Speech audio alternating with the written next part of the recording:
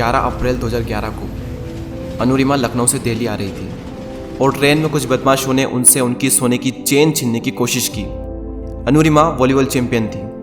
उन्होंने एक sports women spirit दिखाई और सोने की चेन देने से इनकार कर दिया। जब उन्होंने सोने की चेन देने से इनकार कर दिया, वो 4 से 5 लड़के थे, उन्होंने अनुरिमा को चलती ट्रेन से उठाकर बाहर फेंक दिया। ये तो थी एक बुरी चीज़। इससे भी बुरा तो तब हुआ जब अनुरिमा को नीचे फेंका गया। उसी वक्त दूसरे ट्रैक से भी एक ट्रेन आ रही थी। अनुरिमा उस ट्रेन से टकराई और जाकर नीचे गिरी। जब दोनों ट्रेन निकल गई, जब उन्हें होश आया, तब उन्होंने देखा कि उनका एक पैर कट चुका था। आधा पैर जींस में था और घुटनों के यहाँ से आधा पैर जींस में लटका हुआ था और वहीं से हड्डियाँ टूट टूट कर बाहर आ रही थी। और सिर्फ यही नहीं, बल्कि ट्रेन के ट्रैक पर आपने छोटे छोटे चूहे देखे होंगे। वो चूहे आकर उस घाव को, उस पैर को आकर कुतर रहे थे। अनुरिमा ये सारा दृश्य अपनी आंखों से साफ साफ देख रही थी, लेकिन कर कुछ नहीं पा रही थी क्योंकि उनकी बॉडी में ज़रा भी मूवमेंट नहीं हो रहा था। पूरी रात उन्होंने मदद मांगी, लेकिन कोई नहीं आया उन्हें बचाने के लिए। जब सुबह हुई और कुछ लोगों ने उन्हें देखा तो उन्हें हॉस्पिटल पहुंचाया। हॉस्पिटल के बेड पर सब लोगों ने, यहाँ तक कि एम्स के डॉक्टरों ने तक ये कह दिया था कि एक प्रोस्थेटिक लेग से चलना सीखने में लोगों को 3 से 4 साल लग जाते हैं। कुछ दिनों तक उनका हॉस्पिटल में इलाज चला और जब उनकी हॉस्पिटल से छुट्टी हुई, जब वो घर गई, तो घर जाने के बाद जब ऐसी सिचुएशन में लोग ये सोचते हैं कि आगे की ज़िंदगी का गुजारा कैसे होगा, अनुरिमा के माइंड में सिर्फ 2 चीज़ें थी। एक तो ये कि मुझे इन सबको गलत साबित करना है और दूसरी ये कि अपनी सबसे बड़ी कमजोरी को अपनी सबसे बड़ी ताकत बनाकर दुनिया की सबसे ऊंची चोटी माउंट एवरेस्ट को फतह करना है। मैडम बचेंद्री पाल, जिन्होंने 1984 में एवरेस्ट सबमिट किया था, जब अनुरिमा ने उनको ये बताया कि मुझे एवरेस्ट सबमिट करना है, तो मैडम बचेंद्री पाल के आंखों से आंसू आ गए। उन्होंने कहा कि अनुरिमा, तू इस हालत में भी ये सोचने की हिम्मत रखती है। तूने अपने अंदर तो एवरेस्ट को फतह कर लिया है, बस अब तो दुनिया को बाहरी रूप से दिखाना बाकी रह गया है।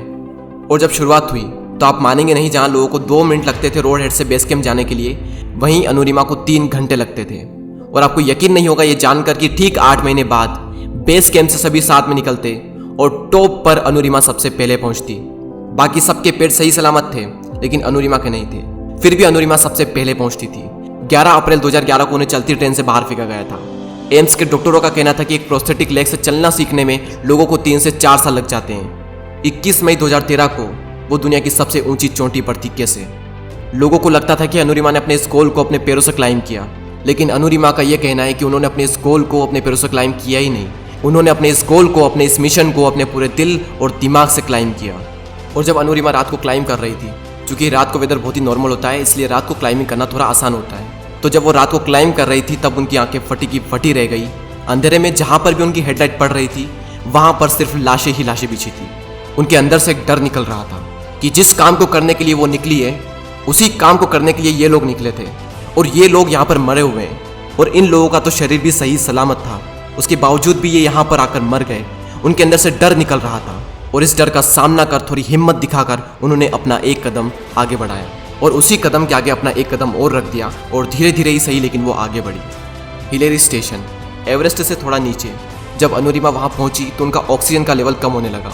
उनके शेरपा ने उन्हें कहा कि अनुरिमा वापस चलो, तुम्हारा ऑक्सीजन खत्म हो रहा है, अगर जिंदा बचे तो फिर से वापस आ सकते हैं। लेकिन अनुरिमा को पता था कि ये मौका उन्हें बहुत ही मुश्किल से मिला है और शायद इसके आगे उन्हें कोई मौका मिले ही ना, और वो इस गोल्डन चांस को कभी भी खोना नहीं चाहती थी। उन्होंने शेरपा की बात नहीं मानी और आगे बढ़ी। उनका मानना था कि यहाँ तक आई हूँ यहाँ रुकने के लिए या फिर वापस जाने के लिए नहीं, यहाँ तक आई हूँ और भी आगे जाने के लिए। और ठीक 1.5 घंटे बाद वो दुनिया की सबसे ऊंची चोटी पर थी और इतिहास रच दिया उस लड़की ने, जिसे एम्स के डॉक्टरों ने कहा था कि 3 से 4 साल लगते हैं एक प्रोस्थेटिक लेग से चलना सीखने में। और चलना फिरना छोड़ो, 2 साल में उसने एवरेस्ट को फतह भी किया और बता दिया पूरी दुनिया को कि इंसान विकलांग दिमाग से होता है, शरीर से नहीं। और अगर एक बार आपने किसी काम को करने की ठान ली और उस काम को करने के लिए आप अपनी जान लगाने को तैयार हो, तो दुनिया की कोई भी ताकत आपको हरा नहीं सकती। आज मेरी लाइफ का सबसे बड़ा सपना पूरा हुआ और मैं टॉप ऑफ द वर्ल्ड पे हूँ और बहुत खुश हूँ और